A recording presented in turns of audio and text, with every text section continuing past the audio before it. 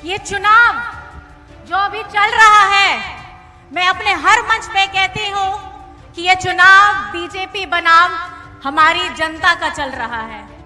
आपको ऐसी सरकार चाहिए जिसकी नीतियां आपकी भलाई के लिए हो, जो इस लोकतंत्र को, इस संविधान को मजबूत करने वाली हो, या आपको एक ऐसी सरकार चाहिए जो आपको कमजोर करे, लोकतंत्र को कमजोर करे, संविधान से आपके आरक्षण भी कम करे? क्या चाहते हैं आप? लोगों की बात सुनी भी होगी बीजेपी वालों की। ये तो कहते ही हैं कि हम आएंगे और आते ही हम संविधान बदल देंगे। संविधान बदल देंगे मतलब आरक्षण खत्म कर देंगे। आरक्षण खत्म कर देंगे मतलब हमारे जितने भी गरीब, गुरबा, आदिवासी, दलित, पिछड़ा और अल्पसंख्यक लोग हैं, जरूरतमंद लोग हैं, हमारे जितने अधिकार बाबा साहब ने हमको दिए हैं हिंदुस्तान में, ये उनको बदलने जा रहे हैं। इंडिया गठबंधन के सिर्फ झारखंड में नहीं, पूरे हिंदुस्तान में आप जितने प्रत्याशी और उम्मीदवार देखेंगे तो हमारी त्रस्त जनता का प्रतिनिधित्व करते हुए हमारे इंडिया गठबंधन के सारे प्रत्याशी खड़े हैं। आज आप लोग सबका भाषण सुनते हैं, सबकी बातें सुनते हैं, लेकिन सबकी बातों को सुनने से ज्यादा आपको इस बात पे महसूस करना होगा कि आपकी रोजमर्रा की जीवन क्या है, आपकी रोजमर्रा की तकलीफ क्या है, आप अपने घर में कितना पैसा बचा के लेके जाते हैं।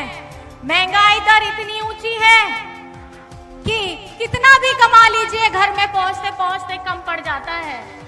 एक ही घर से पुरुष भी हैं, महिलाएं भी हैं, सब अपना काम करते हैं, पूरी मेहनत के साथ काम करते हैं, लेकिन जितना आपको अपने हिस्से में आना चाहिए था वो आपके जेब में नहीं आता है। और ये जो चुनाव है, लोकसभा का चुनाव, ये 5 साल में सिर्फ एक बार आता है और हम इसे पूरे बढ़ चढ़ करके लोकतंत्र के पर्व के हिसाब से मनाते हैं।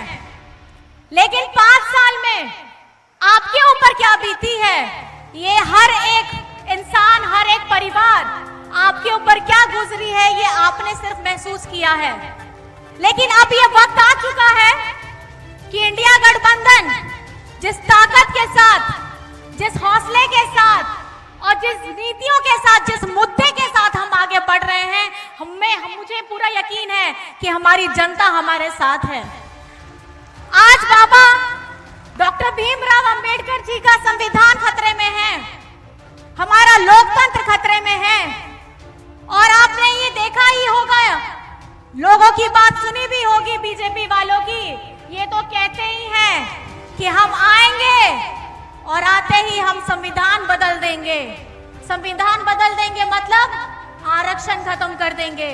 आरक्षण खत्म कर देंगे मतलब हमारे जितने भी गरीब, गुरबा, आदिवासी, दलित, पिछड़ा और अल्पसंख्यक लोग हैं, जरूरतमंद लोग हैं, हमारे जितने अधिकार बाबा साहब ने हमको दिए हैं हिंदुस्तान में, ये उनको बदलने जा रहे हैं। अभी ये लोगों ने, इलेक्शन हुआ नहीं, पहले से अपना नया नारा, पहला चरण हुआ एक नारा, दूसरा चरण हुआ बीजेपी वालों का नारा बदल गया, तीसरा हुआ फिर बदल गया, चौथा हुआ फिर बदल गया, तो 7वां आते आते तक अब यही होगा कि अब बीजेपी अब आने नहीं वाली है और इसका अंदेशा उनको पहले ही हो चुका है। और यही भयावह स्थिति को उन्होंने भांप लिया था, इसलिए आपके प्यारे मुख्यमंत्री हेमंत सोरेन जी को इन्होंने जेल में डालने का काम किया, वो भी चुनाव से ठीक पहले। ये वही हेमंत सोरेन है, ये वही हेमंत सोरेन है जिसने जब कोरोना हुआ था तो अपने मजदूर भाइयों को बाहर से लाने का काम किया था। जब केंद्र सरकार की जिम्मेदारी थी कि लॉकडाउन से पहले उनकी जो जिम्मेदारी है, लोग अपने जगह पे पहुंच जाए, उनके लिए सुविधाएं उपलब्ध कराए, लेकिन इन्होंने नहीं किया। बड़ी बड़ी इमारतें आप देखते हैं, बड़े बड़े भवन देखते हैं, कौन बनाता है इसे? सुंदर सुंदर आपको सड़कें नजर आती हैं, हाईवे दिखते हैं, कौन बनाता है इन्हें? इन्हें मजदूरों की चिंता कभी नहीं हुई है। बीजेपी वाले हमेशा मजदूर विरोधी रहे हैं, हमेशा किसान विरोधी रहे हैं। आपको ऐसी सरकार चाहिए जिसकी नीतियां आपकी भलाई के लिए हो, जो इस लोकतंत्र को, इस संविधान को मजबूत करने वाली हो, या आपको एक ऐसी सरकार चाहिए जो आपको कमजोर करे, लोकतंत्र को कमजोर करे, संविधान से आपके आरक्षण भी कम करे? क्या चाहते हैं आप? सच्चाई ये है कि मोदी जी ने इस इलेक्टोरल बॉन्ड की स्कीम के द्वारा ऐसे ऐसे लोगों से चंदा लिया है जिन पे मोदी जी ने छापा लगवाया था। उन पे छापा लगवाया, चंदा लिया, छापे बंद। उन पे मुकदमे लगाए, चंदा लिया, मुकदमे ठंडे बस्ते में। समझ रहे हैं किस किस से चंदा लिया? गुजरात में मोरबी का जो पुल बना, जो बह गया, 100 लोग उसमें बह गए पानी में, उस पुल बनाने वाले से गुप्त लिस्ट में मोदी जी ने चंदा लिया। आप सबको वैक्सीन लगी, टीका लगा? हाथ ऊपर करो किस किस को टीका लगा। मुझे भी लगा, लगाना नहीं चाह रही थी मैं, लेकिन लगा, 2 बार लगा। आपको भी 2 बार लगा? 4 बार लगा लिए। वाह वाह, बहुत अच्छे।